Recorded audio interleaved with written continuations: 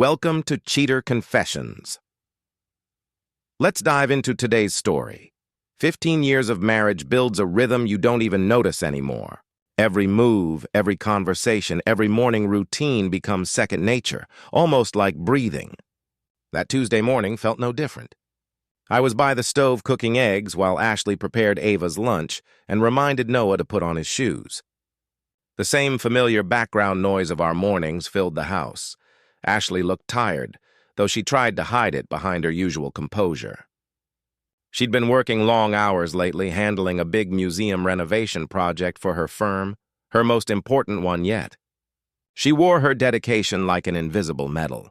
I told her that once the project wrapped up, she should take a real break, maybe a long vacation somewhere peaceful. She smiled faintly, half distracted, eyes flicking to her phone. I watched her for a moment, not out of suspicion, just observation.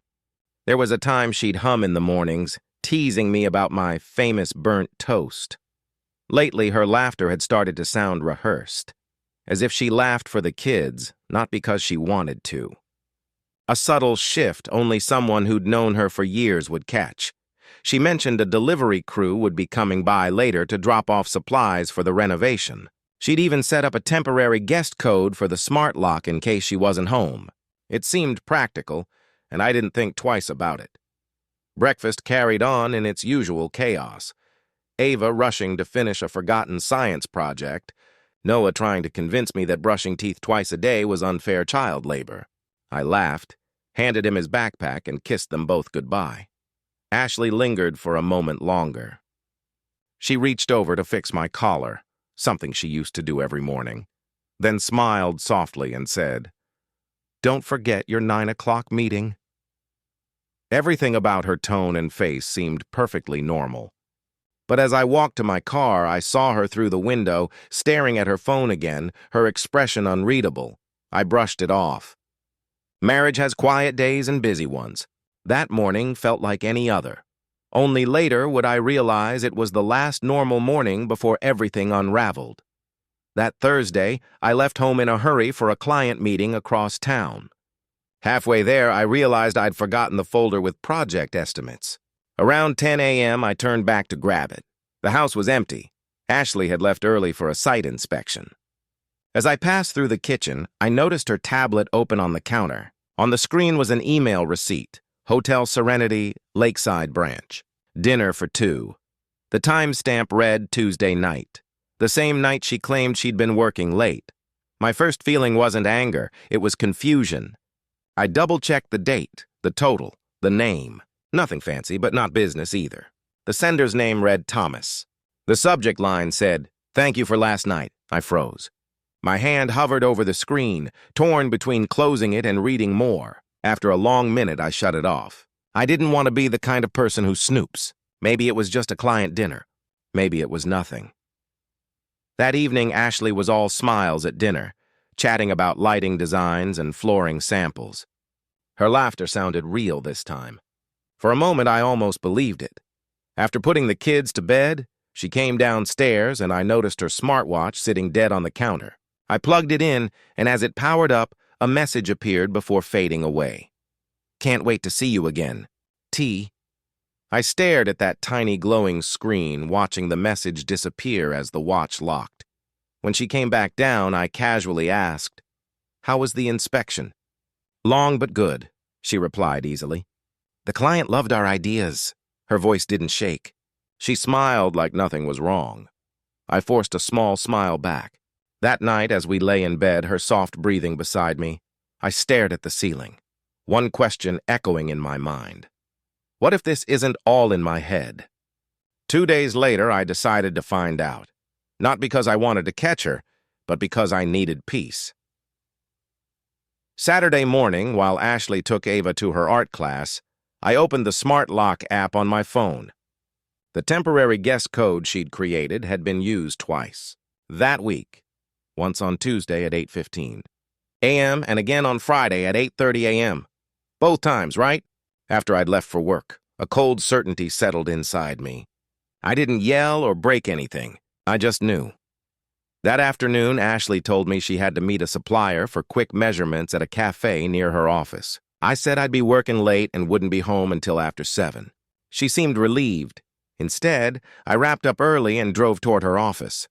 About 10 minutes later, I saw her step out of the cafe with a man I didn't recognize. Thomas, mid-30s, expensive suit.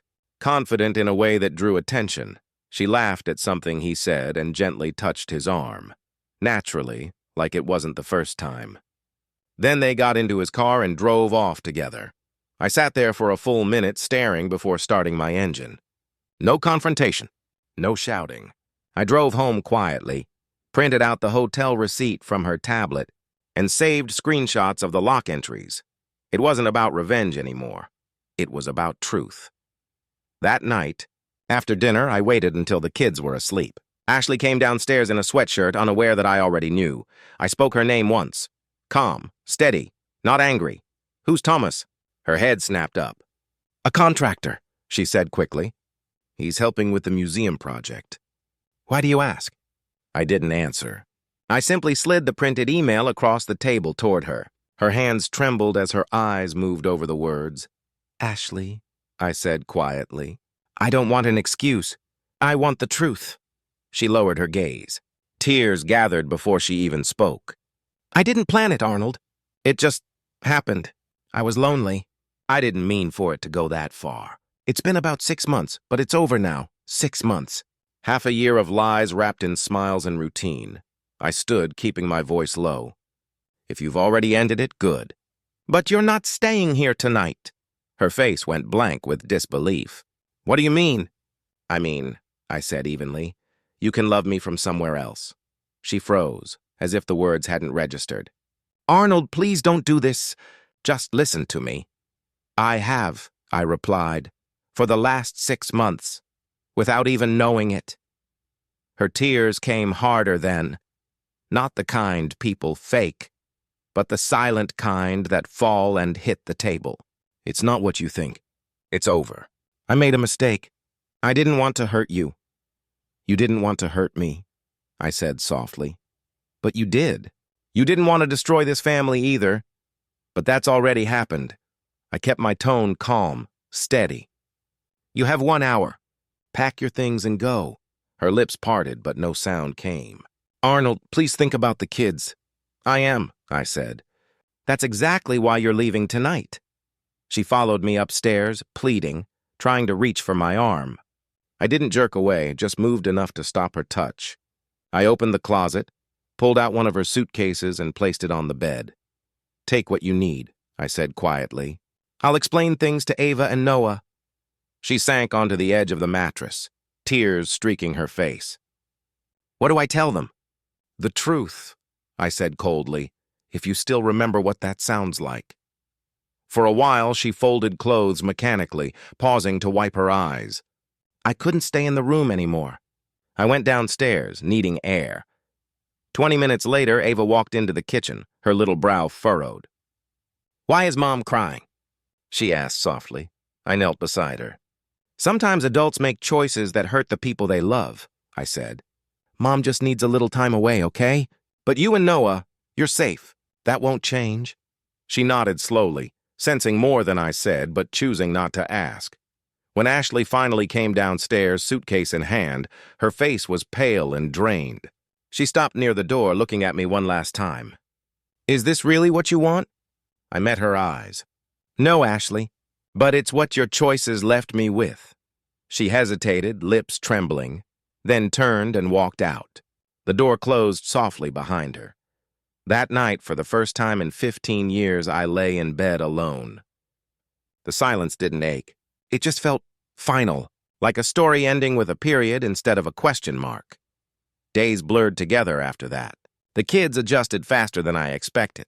Ava buried herself in school projects, while Noah clung to me like my shadow. The evenings were the hardest, the quiet pressed down heavier than usual. Ashley called often at first, sometimes to check on the kids, sometimes just to talk. Her voice carried that uneasy mix of guilt and regret, the sound of someone who finally understood the weight of their own choices. Arnold, she said one night, her voice cracking. I can't sleep. I keep replaying everything in my head. I ruined us. You did, I said softly. But at least now you know it. Her firm reassigned the museum project to another designer. Later, I heard from a mutual friend that she'd broken down in a meeting when the news came. Thomas, the man she'd risked everything for, stopped answering her calls once rumors began to spread. He'd gotten what he wanted and moved on. She started sending long messages late at night, half apologies, half memories of better times. I stopped replying eventually. There's no arguing with regret. Life found its rhythm again. Mornings became simple. Eggs, coffee, school drop-offs. Evenings were filled with homework and quiet dinners. I focused on keeping the home stable, trying to make sure the kids didn't feel the cracks she'd left behind. Ava began helping Noah with his homework more, almost as if she sensed I was doing my best to hold everything together. Sometimes I'd catch her staring at the empty chair at the table before looking back at me.